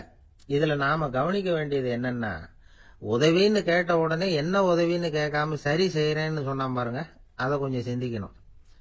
செய்யறேன்னு ஒத்துக்கிட்டதுக்கு அப்புறம் அது என்ன உதவின்னு தெரிஞ்சும் முகம் சுளிக்காம அதை செஞ்சான் பாருங்க, அதையும் கொஞ்சம் சிந்திக்கணும். நம்மால் ஒருத்தன் ஒரு நண்பனை தேடி போனா, எனக்கு ஒரு உதவின்னா சரி சொல்லுன்னா, இப்போ உங்ககிட்ட 2 கார் இருந்தா என்ன பண்ணுவேன்னா, உடனே அதுல ஒண்ணு உங்ககிட்ட கொடுத்துருவேன்னா, அவன் உங்ககிட்ட 2 பங்களா இருந்தா என்ன பண்ணுவேன்னா, அதுல ஒண்ணு உங்ககிட்ட கொடுத்துருவேன்னா, உங்ககிட்ட 2 பேனா இருந்தா என்ன பண்ணுவேன்னா, அதுல ஒரு பேனாவை உங்ககிட்ட கொடுக்க மாட்டேன்னா அவன். ஏன்டா அப்படி சொல்றேன்னா, ஏன்னா இப்ப நிஜமாவே என்கிட்ட 2 பேனா இருக்கு, அதனால அப்படி சொல்றேன் அப்படின்னு நானா அவன். தானத்துல சிறந்தது எது அப்படின்னு ஒரு கேள்வியை கேட்டு, தானத்துல சிறந்தது நிதானம் அப்படின்னு அதுக்கு ஒரு பதிலும் சொல்றவங்க உண்டு. நிதானம் ரொம்ப அவசியம், அதுவும் இன்றைய உலகத்துக்கு ரொம்ப அவசியம். இன்னைக்கு உலகம் ரொம்ப பரபரப்பா போயிட்டு இருக்குது. பொறுமையா இருக்கணும்னு நினைக்கிறவங்களால கூட அப்படி இருக்க முடியறதில்ல. பொறுமையை சோதிக்கிறது மாதிரி பல சம்பவங்கள், அதையெல்லாம் சந்திச்சே தீர வேண்டி இருக்குது. எங்க போனாலும் கியூல நிக்க வேண்டி இருக்குது, எங்க போனாலும் காத்துக்கிட்டு இருக்க வேண்டி இருக்கு. ஆபீஸ்லயோ வீட்லயோ கூட நீங்க நிதானமா பொறுமையா நடந்துக்க தெரியலன்னா உங்களுக்கு சிடுமூஞ்சி, முசுடு இப்படிலாம் பேர் வச்சிருவாங்க. அது உங்களுக்கு தேவையா? சரி, வாழ்க்கையில பொறுமைசாலின்னு பேர் வாங்கறதுக்கு என்ன வழி? முதல் பாயிண்ட், நீங்க நினைக்கிறது, எதிர்பார்க்கறது, செய்யறது எல்லாமே 100% கரெக்டா நடக்கணும்னு ஆசைப்படக்கூடாது. எதுவா இருந்தாலும் அதுல ஓரளவுக்கு தவறு நடக்கலாம் அப்படிங்கறத எதிர்பார்த்தே இருக்கணும். ஓரளவுக்கு அதை அனுமதிக்கணும். ஒரு நண்பரை 6 மணிக்கு ஒரு இடத்துக்கு வர சொல்லி இருக்கிறீங்க, 6 மணிக்கு அவர் வரல, உடனே பொறுமை இழந்து நடந்துக்க கூடாது. ஒரு 10 நிமிஷம் டிலே ஆகலாம். ஒரு வர்ற வழியில பஸ்ஸு கூட ஏதாவது டிராபிக்ல மாட்டிருக்கலாம். அதெல்லாம் எதிர்பார்த்தே கொஞ்சம் காத்திருக்கிறதுல ஒன்றும் தப்பு இல்லை. சில சமயம் டிலே ஆகிறது கூட நல்லதா முடியும். ஒரு பஸ்ஸை தவற விட்டுட்டு, ஐயோ கொஞ்சம் ஒரு 2 நிமிஷம் முன்னாடி வந்திருந்தா பிடிச்சிருக்கலாமே அப்படின்னு தவிச்சுக்கிட்டு இருப்பாங்க சில பேர். அடுத்தபடியா வர்ற பஸ் நேரடியா நீங்க போக வேண்டிய இடத்துக்கே கொண்டு போய் விடுற பஸ்ஸா கூட இருக்கலாம். அது உங்களுக்கு முன்னாடி தெரியாதுல்ல. சில நெருக்கடியான சூழ்நிலைகளை தமாஷா எடுத்துக்கிறதுக்கு பழகிக்கணும். சில இடங்களுக்கு போறப்ப காத்திருக்கிறதுக்கு நம்ம மனசை தயார்படுத்திக்கிட்டே போகணும். ஒரு ரயிலுக்கோ பஸ்ஸுக்கோ அல்லது விமானத்துக்கோ கப்பல் பிரயாணத்துக்கோ போறப்போ அங்க போய் நீங்க மணிக்கணக்கில் கூட காத்துக்கிட்டு தான் இருக்கணும். புறப்படுற நேரம் கூட மாறலாம். நீங்க போய் சேர்ந்ததும் அது உடனே புறப்படணும்னு கட்டாயமா என்ன? அது மாதிரி சமயத்துல படிக்கிறதுக்குன்னு சில சுவாரஸ்யமான புத்தகங்களையும் கையில் எடுத்துக்கலாம். உங்களை சுத்தி எவ்வளவோ சுவாரஸ்யமான சம்பவங்கள் நடந்துகிட்டு இருக்குதுல்ல, அதையெல்லாம் வேடிக்கை பாருங்க. எதுக்காக காத்துக்கிட்டு இருக்கிறோமோ அந்த காரியத்துல உண்மையாவே நமக்கு ஒரு அக்கறை இருந்தா நமக்கு போர் அடிக்காது. சில கோயில்கள்ல பார்த்திருப்பீங்க, தரிசனத்துக்காக பக்தர்கள் நாள் கணக்குல காத்துக்கிட்டு இருப்பாங்க. அவங்க எல்லாம் அழுத்துக்கிறது இல்ல. ஆண்டவனை தரிசிக்கணுங்கிற உண்மையான அக்கறை இருக்கிறதுனால அவங்களுக்கு போர் அடிக்கிறது இல்ல. ஆனால் சில சினிமா தியேட்டரில் கூட பார்க்கலாமே, சினிமா கியூ கூட அப்படிதான். சாயந்தரம் 6 மணி ஆட்டத்துக்கு காலம்பரம் 6 மணிக்கே போய் கூட காத்துக்கிட்டு இருப்பாங்க. அவங்களுக்கெல்லாம் போர் அடிக்காது, படம் பார்க்குற ஆர்வம். இன்னொரு முக்கியமான விஷயத்த நாம் பழக்கப்படுத்திக்கணும். லிவ் ஃபார் தி மூமெண்ட் அப்படிங்கிறாங்க நிபுணர்கள். ரொம்ப பேர் எப்படின்னா அடுத்தபடியாக நடக்க போகிற விஷயத்திலேயே கவனமாக இருப்பாங்க. அந்த நினைப்புலேயே இந்த நிமிஷத்தை பொறுமை இல்லாமல் கழிப்பாங்க. ஒருத்தர் இருக்கார், அவர் எப்படின்னா ஆஃபீஸ் முடியறதுக்குள்ளேயே சார் 5 மணிக்கெல்லாம் ரெடியாக இருங்க, நாம் அந்த ஹோட்டலில் போய் டிஃபன் சாப்பிட்ணும் அப்படின்னு 4 மணிலேருந்து சொல்லிகிட்டு இருப்பார். 4:55 பரபரப்பாக ஓடி வருவார். 2 பேரும் புறப்படுவோம், ஹோட்டலுக்கு போவோம், சாப்பிட்டுக்கிட்டு இருப்போம். அப்படி சாப்பிட்டுட்டு இருக்கிறப்ப சார் சாப்பிட்டு முடிச்சது நேராக ஒரு ஜவுளி கடைக்கு போகிறோம் அப்படிம்பார். பரபரக்க சாப்பிட்டு முடிப்பார், புறப்படுவார். ஜவுளி கடையில் அவசரமாக சீக்கிரம் பில் போடுங்க சார், சினிமாவுக்கு நேரம் ஆகிடும்பார். சினிமா தியேட்டரில் உட்காந்து அடுத்தபடியாக எங்கே டின்னர் சாப்பிட்றதுன்னு யோசனை பண்ணிகிட்டு இருப்பார். ராத்திரி படுக்கையில் விழுந்ததுக்கு அப்புறமும் நாளைக்கு காலையில் எழுந்திரிச்சதும் அதை பண்ணணும் இதை பண்ணணும்னு திட்டம் போட்டுக்கிட்டே இருப்பார். அதாவது எப்பவும் அடுத்த நிமிஷம், அடுத்த நாள், அடுத்த வாரம், அடுத்த வருஷம், இதுதான் அவங்க சிந்தனை. இந்த நிமிஷம் என்ஜாய்மெண்ட்டை அவங்க இழந்துடுறாங்களாம். அதனால தான் வாழ்நாள் பூரா பொறுமையின்மை, அவஸ்தை, அல்லல். அதனால நாம் எல்லாரும் வாழ்க்கையில் நிதானமாக இருக்கிறதுக்கு கற்றுக்கணுமா. அதுக்காக இந்த நிதானத்துக்கு வேற விதமான அர்த்தம் பண்ணிக்கக்கூடாது. ஒருத்தர் அப்படித்தான் ஒரு தடவை அவருடைய குதிரை காணாமல் போயிட்டு தான். அதுக்காக அவர் கவலைப்படல, நிம்மதியாக இருந்தார், சந்தோஷமாக இருந்தார். என்ன சார் இது, உங்கள் குதிரை திருட்டு போயிட்டுதுங்கிறீங்க, நீங்கள் கவலைப்படாமல் இருக்கிறீங்களே அப்படின்னு கேட்டாங்களாம். அதுக்கு அவர் சொல்லியிருக்கார், நல்ல வேலை சார், கட்டியிருந்த குதிரை காணாமல் போயிருக்குது. நான் அது மேலே உட்காந்துருக்கிற சமயம் அது காணாமல் போயிருந்ததுன்னா, திருட்டு போயிருந்ததுன்னா நானும் சேர்ந்துல காணாமல் போயிருப்பேன் அப்படின்னாராம். எவ்வளவு நிதானமான ஆள் பாருங்க. ஒரு நாள் காலை நேரம் ஒரு குரு படுக்கையை விட்டு எழுந்திருக்கிறார். உடனே சீடர்களை பார்த்து எல்லாரும் இப்படி வாங்கங்கிறார். எல்லாரும் வர்றாங்க வேகமாக. என்னங்க வேணும் உங்களுக்கு அப்படிங்கிற மாதிரி எல்லாரும் குருவை பார்த்தாங்க பயபக்தியோட. குரு அந்த சீடர்களை பார்த்து, இதை பாருங்க, இப்போ நான் ஒரு சிக்கலான விவகாரத்தில் மாட்டிக்கிட்டு இருக்கிறேன், அதை நீங்கள் தீர்த்து வச்சா நல்லதுன்னார். சீடர்களுக்கு ஒன்றும் புரியல. என்ன இது, இவர் இப்படி சொல்றாரு, நமக்குள்ள எல்லா விவகாரங்களையும் தீர்த்து வைக்கிறவர் நம்ம குருநாதர், அவருடைய விவகாரத்தை நாம தீர்த்து வைக்கிறதா, ஆச்சரியமா இருக்குதே, குருநாதருக்கே சிக்கலா அப்படின்னு யோசனை பண்ண ஆரம்பிச்சாங்க. இருந்தாலும் ரொம்ப பணிவா கேட்டாங்க, சுவாமி உங்களுக்கே சிக்கலா, இந்த உலகத்து சிக்கல்களுக்கும் சிரமங்களுக்கும் அப்பாற்பட்டவர் அல்லவா தாங்கள், அப்படிப்பட்ட உங்களுக்கு சிக்கல்னா அது எப்படி அப்படின்னாங்க. எனக்கு ஏற்பட்டிருக்கிற சிக்கல் அவ்வளவு பெருசு, ரொம்ப பெரிய விவகாரம் அது அப்படின்னார் குரு. கொஞ்சம் விவரமா சொல்லுங்க அப்படின்னாங்க இவங்க. இப்ப அந்த குரு விவரத்தை சொன்னார். அதாவது நேற்று ராத்திரி நான் ஒரு கனவு கண்டேன். அந்த கனவுல நான் ஒரு பட்டாம்பூச்சியா மாறிட்டேன். அப்படி மாறி ஒவ்வொரு மலரா பறந்து போய் உட்காந்து தேன் சாப்பிட்டேன் அப்படின்னார். சீடர்கள் இதை கேட்டதும் ரொம்ப தகைச்சு போயிட்டாங்க. என்ன இது ஒரு பெரிய பிரச்சனையா, ஒரு சாதாரண கனவு கண்டதுக்காகவா இந்த காலை வேளையில நம்மளையெல்லாம் குருநாதர் இவ்வளவு அவசரமா கூப்பிட்டுருக்கார் அப்படின்னு நினைச்சாங்க. இருந்தாலும் கேட்டாங்க, இதுல என்ன சிக்கல் சுவாமி, கனவுங்கிறது எல்லாருக்கும் வரத்தானே செய்யும் அப்படின்னார் ஒரு சீடர். சீடர்களே, பிரச்சனை அது இல்லை. நான் இன்னைக்கு காலையில கண்ணு முழிச்சு பார்த்தப்போ நான் நானாக மறுபடியும் மாறிட்டேங்கிறத தெரிஞ்சுக்கிட்டேன். இதுல சிக்கல் என்னன்னா, இப்ப அந்த பட்டாம்பூச்சி தான் நானா ஆயிட்டதாக கனவு கண்டுகிட்டு இருக்கா அப்படிங்கிறது தான். ஒரு மனுஷன் பட்டாம்பூச்சி ஆகிறதாக கனவு காண முடியுங்கிறப்போ அந்த பட்டாம்பூச்சியும் மனுஷனா ஆகிறதாக கனவு காண முடியும் இல்லையா. இப்ப எனக்கு யதார்த்த நிலை தெரியணும், எது நிஜம்னு தெரியணும். நேத்து ராத்திரி நான் கண்டது கனவா, அல்லது இது பட்டாம்பூச்சி கண்டுகிட்டு இருக்கிற கனவா? இதுதான் குரு கேட்ட கேள்வி. இதை கேட்டதும் சீடர்கள் ரொம்ப குழம்பி போயிட்டாங்க. சுவாமி, இதுவரைக்கும் நாங்க தூங்குறப்ப பாக்குறது கனவுன்னும் மூழ்கிட்டு இருக்கிறப்ப பாக்குறது நனவுன்னு நம்பிட்டு இருக்கிறோம். இப்போ எங்களை ரொம்ப குழப்பிட்டீங்க, இதுக்கு பதில் சொல்ல எங்களுக்கு சக்தி இல்லை அப்படின்னு சொல்லிவிட்டாங்களாம். அதுக்கப்புறம் அந்த குரு சொன்னாராம், நினைவு தான் முக்கியமான அம்சம். முடிவு கட்டம்னா பகலின் நினைவுகளை விட இரவின் கனவுகளே ரொம்ப உண்மை. ஒருத்தன் தூங்க போனா தூங்கிக்கிட்டே இருந்தா அவன் காணும் கனவு பொய்ங்கிறத அவன் உணர மாட்டான். ஒவ்வொரு கனவும் காணும் பொழுது அது ரொம்ப உண்மையா தான் தெரியுது. ஒரு கனவு கூட உண்மை இல்லைன்னு கனவுல தோன்றுவதே இல்லை அப்படின்னார் குரு. அகில வாழ்வு அத்தனையும் சொற்பனம் கண்டாய் அப்படிங்கிறார் தாயுமானவர். ஆகையினால நம்ம கனவுலேருந்து நாம என்னைக்கு முழிச்சுக்க போறோம் அப்படிங்கிறது தான் ஒரு முக்கியமான கேள்வி. ஒருத்தர் வந்தார், காலில் கட்டோட வந்தார். என்னங்க காலில் கட்டுன்னு? சார், நேற்று ராத்திரி தூக்கத்துல எங்க வீட்டு கூரையில ஏணியை சாத்தி வச்சு இறங்கினப்போ வழுக்கி விழுந்து காலை உடைச்சுக்கிட்டேன்னார். உங்க வீட்டுல தான் ஏணியே கிடையாது சார் அப்படின்னு. உண்மைதான் சார், நான் கீழே விழுந்து முழிச்சுக்கிட்டதுக்கு அப்புறம் தானே ஏணி இல்லைங்கிறது எனக்கு ஞாபகம் வந்தது அப்படின்னார். எனக்கு அதிர்ஷ்டமே இல்லை சார் அப்படின்னார் ஒருத்தர். ஏன் அப்படி சொல்றீங்கன்னு கேட்டோம். வியாபாரம் பண்ணலாம்னு ஒரு கடை வச்சேன். வேண்டிய போட்டவங்க கூட என் கடையில வந்து எதுவும் வாங்க மாட்டேங்கிறான். எல்லாரும் அடுத்த கடைக்கு தான் போறான் அப்படின்னு சொல்லி ரொம்ப அழுத்துக்கிட்டார். இதுக்கு போய் அதிர்ஷ்டம் இல்லைன்னு சொல்லாதீங்க. வாடிக்கையாளர்களை வந்து கவர்றது எப்படிங்கிறது உங்களுக்கு தெரியல, அதுதான் குறை அப்படின்னும். சார், உங்களுக்கு தெரிஞ்ச அந்த ரகசியத்தை எனக்கும் கொஞ்சம் சொல்லி கொடுங்களேன் அப்படின்னார். சரி, உங்க காதை இப்படி கொடுங்க அப்படின்னு சொல்லி அது சம்பந்தமா பெரிய வல்லுநர்கள் சொல்லி இருக்கிற கருத்துக்களை அவர்கிட்ட சொல்ல ஆரம்பிச்சோம். அதாவது இந்த வாடிக்கையாளர்களை கவர்றதுக்கு வல்லுநர்கள் பல ஆலோசனைகளை ஏற்கனவே சொல்லி வச்சிருக்கிறாங்க. அது சம்பந்தமா அனுபவப்பட்டவங்க, அதை தெரிஞ்சு வச்சுக்கணும். அதாவது கடை வச்சிருக்கிறவங்க எல்லாரும் இதை கொஞ்சம் காதுல வாங்கி வச்சுக்கணும். எதை இப்ப சொல்ல போறத. எப்பவும் பணத்தை சம்பாதிக்கிறதுலயே குறியா இருக்கக்கூடாதான். அதை விட முக்கியமா நீங்க சம்பாதிக்க வேண்டியது வாடிக்கையாளர்களுடைய மன நிறைவு.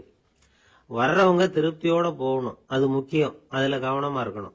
கடைக்கு வர்ற ஒருத்தர் ஏதாவது ஒரு குறை சொல்றாருன்னு வச்சுக்கோங்க, அதை வந்து அலட்சியப்படுத்தக்கூடாது. ரொம்ப அக்கறையோட அதை காது கொடுத்து கேட்கணும். அப்படியா சார், அதை நான் அவசியம் கவனிக்கிறேன் அப்படின்னு சொல்லணும்.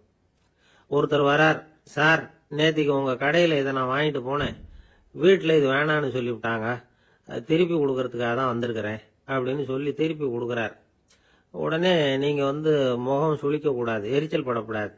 வழக்கம் போல நிதானமா முகம் அலர்ச்சியோட அதை திருப்பி வாங்கிக்கணும். இவ்வளவு ரூபாய்க்கு சாமான் வாங்கினா இந்த ஸ்பூன் அன்பளிப்பு, இப்படி ஏதாவது கொடுக்கலாம். பண்டிகை காலங்கள்லயும் பொருள்கள் வாங்குறவங்களுக்கு இப்படி ஏதாவது பொருத்தமா ஒரு அன்பளிப்பு கொடுக்கலாம். நீங்க கொடுக்கறது ஒரு சர்வசாதாரணமான பொருளா இருந்தா கூட அது வாங்குற ஒரு மனசுல ஒரு மகிழ்ச்சியை ஏற்படுத்தும். எதுவும் உங்களால கொடுக்க முடியலன்னா உங்க முகம் நிறைஞ்ச சிரிப்பையாவது கொடுங்க, அது போதும். உங்க கடையில் இல்லாத ஒரு பொருளை வாடிக்கையாளர் வந்து கேட்கிறார், உடனே இல்லைன்னு முகத்தில் அடிச்சது மாதிரி சொல்லிடக்கூடாது. கொஞ்சம் உட்காருங்க சார் அப்படின்னு சொல்லி உங்க பணியாளர் யாரையாவது அனுப்பி வெளியில இருந்து வாங்கிட்டு வர சொல்லி அவர்கிட்ட கொடுக்கலாம். சில பேர் உங்க கடைக்கு வரும்பொழுது அவங்க வீட்டு குழந்தைகளையும் கூப்பிட்டுக்கிட்டு வர்றாங்கன்னு வைங்க. நீங்க என்ன செய்யணும்னா அந்த குழந்தைகளை முதல்ல கவனிக்கணும். அது கண்ணத்தை கிள்ளணும், அதுகிட்ட விளையாடணும், அதுக்கு ஏதாவது மிட்டாய் பிஸ்கட் எதையாவது கொடுத்து அது கவனத்தை கவரணும். அதுக்கப்புறம் பெரியவங்களை கவனிக்கலாம். உங்க கடையில வேலை செய்யற பணியாளர்கள் சுத்தமா இருக்கணும், சிரிச்ச முகம், சுறுசுறுப்பு, இது ரெண்டும் அவங்களுக்கு தேவை. அழுது வடிஞ்சிக்கிட்டு இருக்கக்கூடாது. அப்புறம் இன்னொரு விஷயம், அதிகமா பொருள் வாங்குற ஒருத்தர்கிட்ட அதிக மரியாதையாகவும் குறைச்சலா பொருள் வாங்குறவர்கிட்ட வேற விதமாகவும் நடந்துக்க கூடாது. எல்லாருக்கிட்டையும் சமமா நடந்துக்கணும். 5 ரூபாய்க்கு வாங்கினாலும் சரி, 500 ரூபாய்க்கு வாங்கினாலும் சரி, அவங்க கிட்ட நீங்க காட்டுற மரியாதையில வித்தியாசம் இருக்கக்கூடாது. எல்லாத்துக்கும் மேல உங்க கடையில ஒரு பொருள் வாங்கினா அது உண்மையானதா இருக்கும், தரமுள்ளதா இருக்கும் அப்படிங்கிற நினைப்பு ஜனங்களுக்கு வரணும். அதனால தரமான பொருளையே நீங்க வந்து உங்க கடையில வச்சிருக்கணும். இது வரைக்கும் நான் சொன்னதையெல்லாம் கவனத்துல வச்சுக்கிட்டு நீங்க கடையை ஆரம்பிச்சீங்கன்னா வியாபாரம் பிச்சுக்கிட்டு போகும். அப்படி போகலன்னா அதுக்கப்புறம் கேளுங்க. ஏன்னா இந்த யோசனைகள்லாம் அனுபவப்பட்டவங்க சொல்லியிருக்கிற யோசனைகள். இந்த யோசனைகள்ல நீங்க எச்சரிக்கையா இருக்க வேண்டிய ஒரு விஷயம் உண்டு. அது என்னங்கிறதையும் தெரிஞ்சு வச்சுக்கிறது நல்லது. என்னுடைய நண்பர் ஒருத்தர் வந்தார். சார், உங்க யோசனையை கேட்டதுனால நான் ஒரு அறை வாங்கினது தான் மிச்சம்னார். என்ன ஆச்சுன்னு கேட்டேன். எங்க கடைக்கு ஒரு பெரிய அம்மா குழந்தைய தூக்கிட்டு வந்தாங்க சார். உங்க யோசனைப்படி அந்த குழந்தையோட கண்ணத்தை கிள்ளணும்னு முயற்சி பண்ணினேன். திடீர்னு அந்த நேரம் பார்த்து அந்த குழந்தை தலையை குனிஞ்சுக்கிட்டுது. என் கையை வந்து குழந்தையோட கண்ணத்துக்கு பதிலா அது தூக்கிட்டு வந்தவங்க கண்ணத்தை கிள்ளி விட்டுது. அதுதான் அப்படி ஆயிட்டுது அப்படின்னார் கண்ணத்தை தடவிக்கிட்டே. ஒரு நண்பர் சினிமா படம் தயாரிக்கிறவர், அவர்கிட்ட ஒரு நாள் பேசிக்கிட்டு இருந்தேன். அது எப்படி சார், நீங்க எடுக்கிற எந்த படமும் கையை கடிக்காத அளவுக்கு எடுத்துடுறீங்களே, அது எப்படின்னு கேட்டேன். அது ஒன்றும் பெரிய விஷயம் இல்லை சார். பெண்களுக்குன்னு சில உருக்கமான காட்சிகள், இளைஞர்களுக்குன்னு சில நடனங்கள், அடிதடி காட்சிகள், அப்புறம் வயசானவங்களுக்குன்னு சில ஆன்மீக காட்சிகள், சின்ன பிள்ளைங்களுக்கு சிரிப்பு, இப்படி எல்லாமும் சேர்த்து நான் படம் எடுக்கிறேன். மசாலா படம்னு பேரு. இது ரொம்ப பெருசா இல்லைன்னாலும் ஓரளவுக்கு சுமாரா ஓடிரும், கையை கடிக்காது அப்படின்னார். இது ஒரு உத்தி. சில பத்திரிகை ஆசிரியர்களும் இந்த உத்தியை கையாளுறது உண்டு. இந்த உத்திக்கு பார்னம் உத்தி அப்படின்னு பேரு. பார்னம் எஃபெக்ட் அப்படின்னு சொல்லுவாங்க. அதாவது ஃபீனியஸ் டி பார்னம் அப்படின்னு ஒருத்தர் அமெரிக்காவில் இருந்தாராம். அதாவது 19ஆம் நூற்றாண்டுல அமெரிக்காவில் கொடிகட்டி பறந்த ஒரு சர்க்கஸ் நிறுவனத்தின் அதிபர் அவர். இந்த உலகத்துல ஒவ்வொரு நிமிஷமும் ஒரு ஏமாளி பறந்துகிட்டே இருக்கிறான் அப்படிங்கிறது அவருடைய சித்தாந்தம். ஒவ்வொருத்தரையும் திருப்திப்படுத்துற அளவுக்கு அம்சங்களை கொஞ்சம் கொஞ்சமா கலந்து கேளிக்கை நிகழ்ச்சிகளை நடத்தினதுதான் அவருடைய மகத்தான வெற்றிக்கு காரணம். அதனால அந்த உத்தியை யாரு கடைபிடிச்சாலும் சரி, அதுக்கு பார்னம் உத்தி அப்படின்னு பேர் வந்துட்டுது. ஜோசியம் சொல்றவங்களுக்கும் இந்த உத்தி தான் கை கொடுக்குது. ஒரு விஷயத்த ஒருத்தருடைய கோள் நிலைகள் அல்லது கையெழுத்து நிரூபிக்கிறதாக அவர்கிட்ட சொன்னா அதை அவர் நம்பிவிடுவார். ஆனா அந்த விஷயம் நல்லதா இருக்கணும், நேர்மையானதா இருக்கணும், அதாவது பாசிட்டிவா இருக்கணும். 8ஆம் இடத்துல குரு, 9ஆம் இடத்துல சனி, நீங்க ஒரு பெரிய மேதை தான் அப்படின்னு சொல்லுவாங்க. கேட்கறவங்களுக்கு அதை மறுக்கிறதுக்கு மனசு வராது. அப்படி சொல்லும் பொழுது கூடவே என்ன கொஞ்சம் முன்கோபம் அதிகமா இருக்கும், இருந்தாலும் அது உடனே மறைஞ்சிரும் அப்படின்னு சில அற்ப விஷயங்களையும் சொன்னாலும் அதையும் சரிதான்னு சொல்லி ஒத்துக்குவாங்க. ஆளுமையை எடை போடுகிற ஒரு நிறுவப்பட்ட உத்தியின் மூலமாக தன்னுடைய குணாதிசயங்கள் கண்டுபிடிக்கப்பட்டதாக அவர் நம்புறது தான் இதுக்கு காரணம். இந்த மாசம் பணத்தட்டுப்பாடு கொஞ்சம் இருக்கும், உடம்புல ஏதாவது கொஞ்சம் அசௌகரியம் இருக்கும், வீட்டுக்குள்ள லேசா மனஸ்தாபம் வரலாம், இது மாதிரி பொதுப்படையா சிலதை சொன்னாலே போதும், மக்களை நம்ப வச்சுடலாம். இதெல்லாம் நமக்கு மட்டும்தான் ஏற்படுது அப்படின்னு சொல்லி அவங்க நினைக்கிறது தான் காரணம். இதுதான் பார்னம் உத்திங்கிறது. மனிதர்கள் பாராட்டுகளை விரும்புறதும் விமர்சனங்களை வெறுக்கிறதும் பார்னம் உத்தியின் அடுத்த கூறு. அதனால ஒருத்தருக்கு ஜோசியம் சொன்னாலும் சரி, அவருடைய ஆளுமையை மதிப்பிடுறதாக இருந்தாலும் சரி, அவரை புகழற மாதிரி இருந்தாலும் சரி, அப்படி இருந்தாதான் அது சரியா இருக்கும்.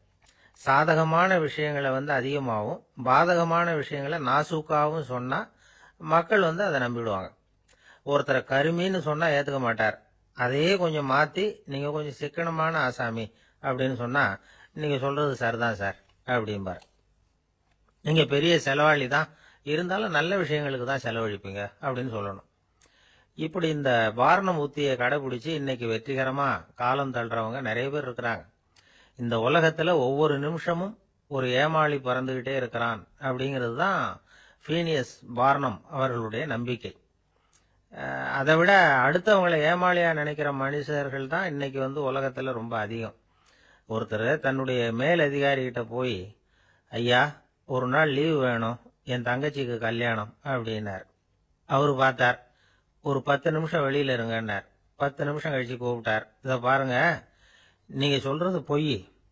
இப்போ உங்க தங்கச்சிக்கு போன் பண்ணேன், அவங்க தனக்கு 2 வருஷத்துக்கு முன்னாடியே கல்யாணம் ஆயிட்டதாக சொல்றாங்க அப்படின்னார்.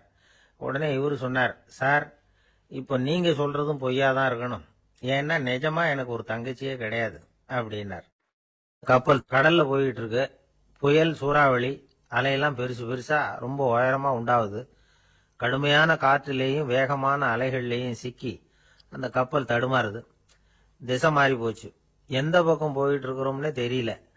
அந்த கப்பலை செலுத்திக்கிட்டு இருந்த மாலுமி ரொம்ப சாமர்த்தியமா செயல்பட்டார். தன்னுடைய அறிவாற்றலையும் திறமையையும் முழுமையா பயன்படுத்தினார். அந்த கப்பலை கட்டுப்படுத்தினார்.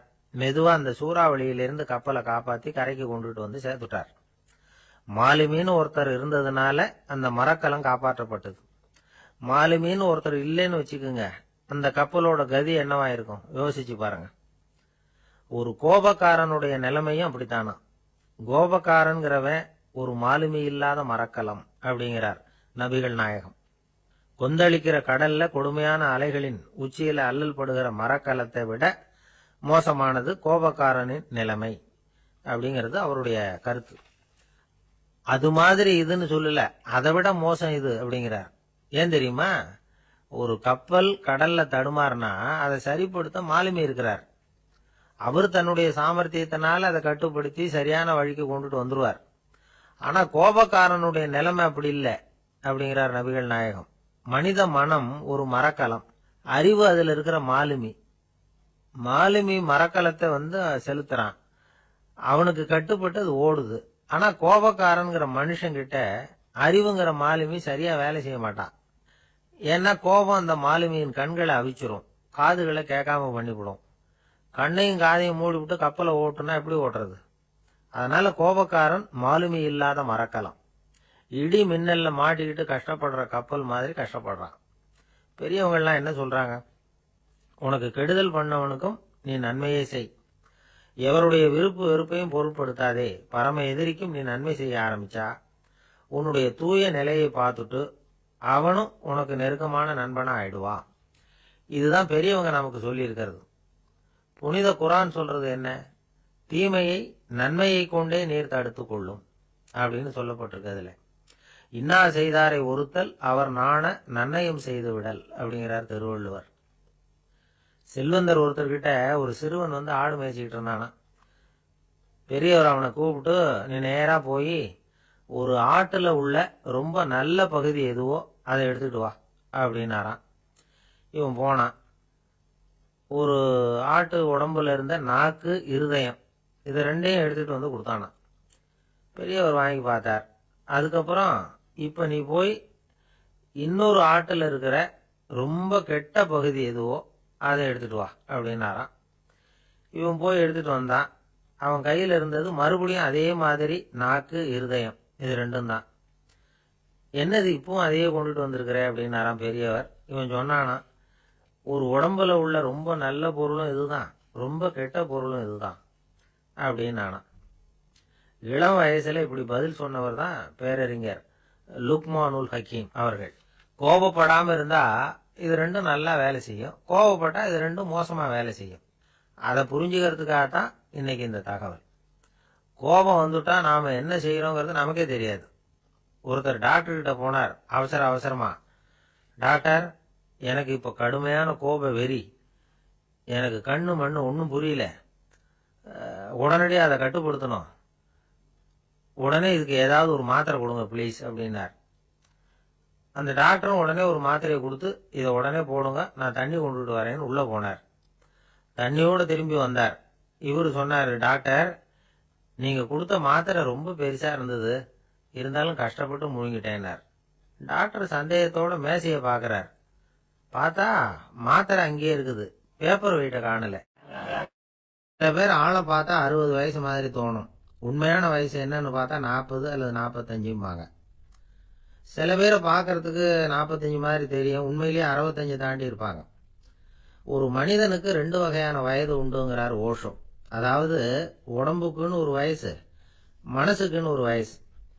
முதல் உலக மகாயுத்தம் நடந்தது இல்லையா, அது முடிஞ்சதுக்கு அப்புறம் முதல் தடவையா மனிதனின் மூளை வளர்ச்சியை பத்தி மனநல வைத்தியர்கள் ஒரு கணக்கெடுப்பு சோதனை நடத்தினாங்களாம். அது வரைக்கும் மனிதனுக்கு 2 வகையான வயது உண்டுன்னு யாரும் சிந்திச்சதே இல்லையா. அந்த உலக மகாயுத்தம் முடிஞ்சதுக்கு அப்புறம் மனிதனுடைய சராசரி மனதின் வயதை கணக்கிட்டு பார்க்கும் பொழுது அவங்களுக்குலாம் ரொம்ப அதிர்ச்சியா இருந்துதான். ஏன்னா அது ரொம்ப பின்தங்கிய நிலையில இருந்திருக்கு, வளர்ச்சி அடையாத நிலையில இருந்திருக்கு. அவங்க கண்டுபிடிச்ச பிரகாரம் அப்போ மனசோட சராசரி வயசு என்ன தெரியுமா? 14. அப்படின்னா பாத்துங்க, உடல் ரீதியா ஒருத்தரோட வயசு 70 கூட இருக்கலாம், ஆனா மனசோட வயசு 14 தான். இதுக்கு நேர்மாறா அமைஞ்சு போச்சுன்னு வச்சுங்க. அதாவது ஒருத்தருக்கு உண்மையிலேயே 14 வயசு, அதாவது உடலோட வயசு 14, அவரோட மனசின் வயசு 70ன்னு வச்சுக்கோங்க.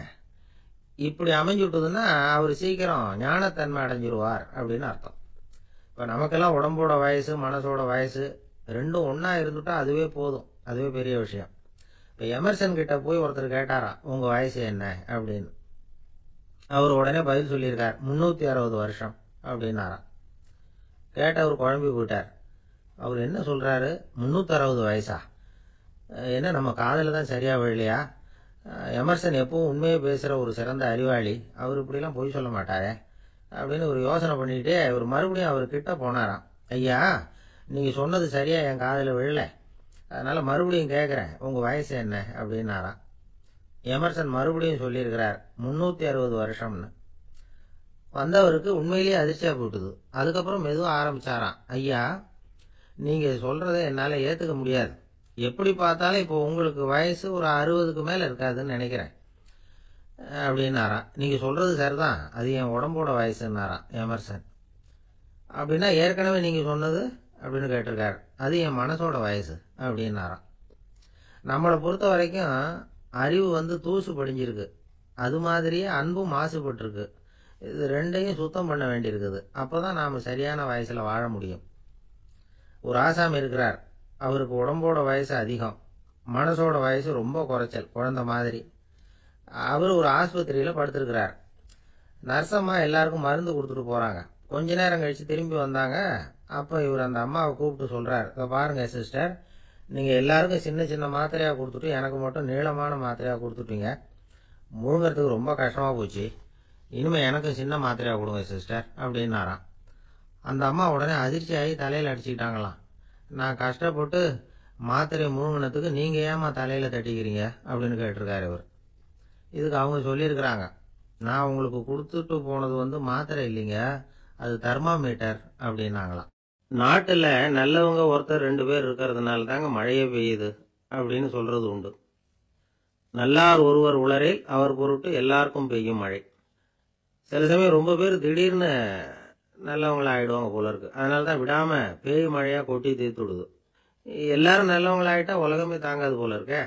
அப்பப்போ ஒருத்தர் 2 பேர் நல்லவங்களாகணும், அப்போ தான் சீராக மழை பெய்யும். மாதத்துக்கு 3 பேர் நல்லவங்களானா மாதம் மும்மாரி பொழியும். இதெல்லாம் வேடிக்கை பேச்சு. இப்போ இதெல்லாம் ஒரு பக்கம் இருக்கட்டும், இப்போ விஷயத்துக்கு வருவோம். ஒரு கும்பலில் நல்லவன் யார் அப்படிங்கிறத எப்படி கண்டுபிடிக்கிறது? இதுக்கு ஒரு வேடிக்கை கதை உண்டு. என்னுடைய நண்பர் ஒருத்தருக்கு அவங்க பாட்டியம்மா சொன்ன கதையா அது. அது என்ன கதைன்னா, ஒரு ஊரில் ஒரு சமயம் பலமான மழை பெய்ய ஆரம்பிச்சுட்டு தான். இடி மின்னல் ரொம்ப கடுமையாக இருந்திருக்குது. ஆரம்பித்த மழை வர வர கடுமையாகிட்டு இருக்குதே தவிர நிற்கிற பாடா தெரியல. ஊர் ஜனங்கள்லாம் பார்த்தாங்க. இதுக்கு மேலேயும் வீட்டுக்குள்ளே இருந்தால் ஆபத்துங்கிறத புரிஞ்சுக்கிட்டாங்க. ஏன்னா வீடெல்லாம் இடிஞ்சு விழுந்துருமோங்கிற பயம். உடனே எல்லாரும் புறப்பட்டு ஊருக்கு பொதுவாக இருந்த ஒரு மண்டபத்தில் போய் தங்கிக்கிட்டாங்க. மின்னல் கடுமையாக இருந்தது, இடி எந்த நேரத்துலையும் விழலாம்ங்கிற நிலைமை. எப்போ விழலாம்னு பார்த்துக்கிட்டு இருக்குது. அந்த மண்டபத்தில் இருந்த ஜனங்கள் மனசுக்குள்ள ஒரு பயம், நம்ம கூட்டத்தில் யாராவது ஒரு கெட்டவன் பாவம் பண்ணவன் இருந்தால் கூட இடி இந்த மண்டபத்தில் விழுந்துரும், அது எல்லாருக்கும் ஆபத்து அப்படின்னு நினைச்சாங்க. சரி, இதுக்கு என்ன பண்ணலாம் அப்படின்னு யோசனை பண்ணாங்க. அந்த கூட்டத்தில் ஒரு பெரியவர் இருந்தார். அவர் ஒரு யோசனை சொன்னார். இதோ பாருங்க, அதுக்கு ஒரு வழி இருக்கு. அதோ எதிர்த்தாப்புல கொஞ்சம் தூரத்தில் ஒரு உயரமா மரம் ஒன்று இருக்கு பாருங்க. பொதுவாக இடி சுலபமாக விழறது அது மாதிரி உயரமான மரத்தில் தான். நம்ம கூட்டத்தில் இருக்கிறவங்க எல்லாரும் ஒவ்வொருத்தரா போய் அந்த மரத்தை தொட்டு விட்டு திரும்பி வந்துடணும்.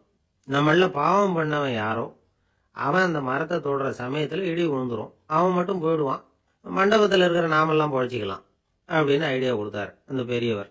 இது நல்ல யோசனையாகப்பட்டது. எல்லாரும் ஒத்துக்கிட்டாங்க. ஒவ்வொருத்தரா போய் அந்த மரத்தை தொட்டு விட்டு திரும்பி வந்தாங்க. இடி எதுவும் விழல. இன்னமும் பாவம் பண்ண ஆசாமி அதை போய் தொடலை போல இருக்கு அப்படின்னு நினச்சிக்கிட்டாங்க. ஒவ்வொருத்தரா போகிறாங்க, எல்லாரும் போய் தொட்டு விட்டு வந்தாச்சு. இன்னும் ஒரே ஒரு ஆசாமி தான் பாக்கி.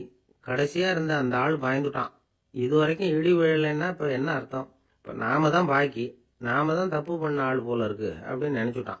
அதனால துணிச்சலாக போய் தொடுறதுக்கு பயந்தான், தயங்கிக்கிட்டே இருந்தான். இருந்தாலும் மற்றவங்கெல்லாம் சும்மா இருப்பாங்களா? கட்டாயப்படுத்தி கழுத்தை பிடிச்சி தள்ளாத குறையா அவனை தள்ளி விட்டாங்க, போய் தொட்டுட்டு வாடான்னு. அவன் நடுங்கிட்டே போய் அந்த மரத்தை தொட்டான். அதே வினாடி ஒரு பயங்கரமான மின்னல் இடி விழுந்துட்டுது. எங்க விழுந்தது தெரியுமா? அந்த ஆள் மேல இல்ல, மண்டபத்துல விழுந்தது. மண்டபத்துல இருந்தவங்க பூரா காலி. அந்த ஒரு ஆள் மட்டும் பொழைச்சிக்கிட்டான். இந்த ஒரு ஆளை காப்பாத்துறதுக்காக தான் இடி மண்டபத்துல விழாம இருந்திருக்குது. இதுதான் கதை. அதனால நல்லவங்க எப்படியும் தப்பிச்சு